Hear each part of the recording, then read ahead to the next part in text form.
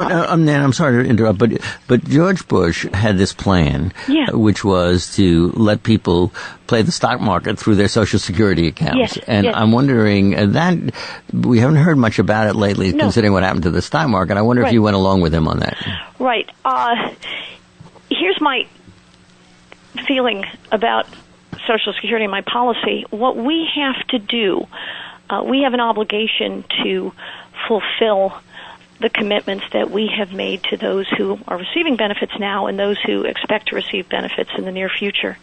If our economy does not have the vigorous base, specifically an employment base, a population of people who are employed and working and paying their payroll contributions, we can't sustain Social Security. So our first job has to be to invigorate, to revive, to renew the private sector. That's our engine of growth.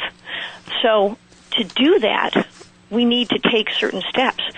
Now we're talking about on, the side of funding and securing what Social Security has promised. So we have to start with invigorating our private economy. No, it sounds like in order to do that, we have to do something to Social Security. What's that? Would we make it a higher age? Sure. Or what would we do? Well, the first step to me, the most immediate, urgent step, would be to get our employment rate back up. Get the base on which we depend invigorated, because we can't afford our commitments if we don't do that. Okay, how are you going to do it now? Yep, I've proposed an immediate suspension of the new health law, of implementation of the new health law, unless and until unemployment falls to 5% or below. In that time, we will be able to retool it so that it better reflects what Americans expect and deserve, and what we can not only afford, but do much better. Okay, so what would those be? In other words, when you retool it, what would the retooling entail? Sure. Just for a moment, Alan, if I can mention, the reason I'm proposing that, by the way, isn't arbitrary, if you will. I've gone around the district talking with employers and small businesses, and they are already holding back on hiring because they are being penalized by the provisions of the new law.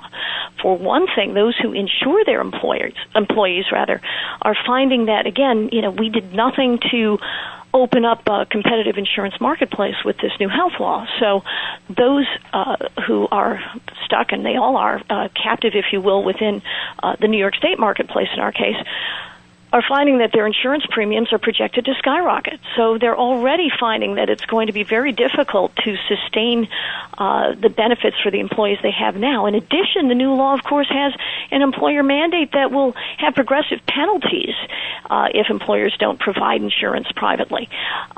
So the penalties actually increase as a percentage of payroll with an increase in payroll. Well, if anything is a disincentive to hiring, that certainly would be.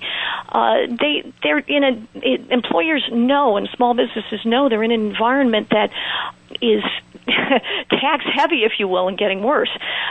So to ease that uncertainty and to provide immediate relief from the costs they're already feeling, and to then open up hiring that they'd like to do and increasing their payrolls, that's why I propose that suspension. But in terms of the new health law, as I mentioned, we did not do anything to ease or to provide, that is, more competition within the private insurance marketplace so that people who live in New York, for example, small businesses and individuals can actually choose among an array of policies that provide the coverage they need. A good example of where that kind of system can work, if you will, is in the state of Indiana. And that ties in with another concept, which is to encourage the development and the use of health savings accounts. The state of Indiana, Mitch Daniels is the governor there, and his stated mission is to increase the net disposable income of every citizen of the state of Indiana, and I think that's a wonderful mission statement. And in furtherance of that, he has offered health savings accounts to the state employees there, and also, if I'm not mistaken, to their Medicaid. Okay, very quickly, because we only have half a minute, Nan.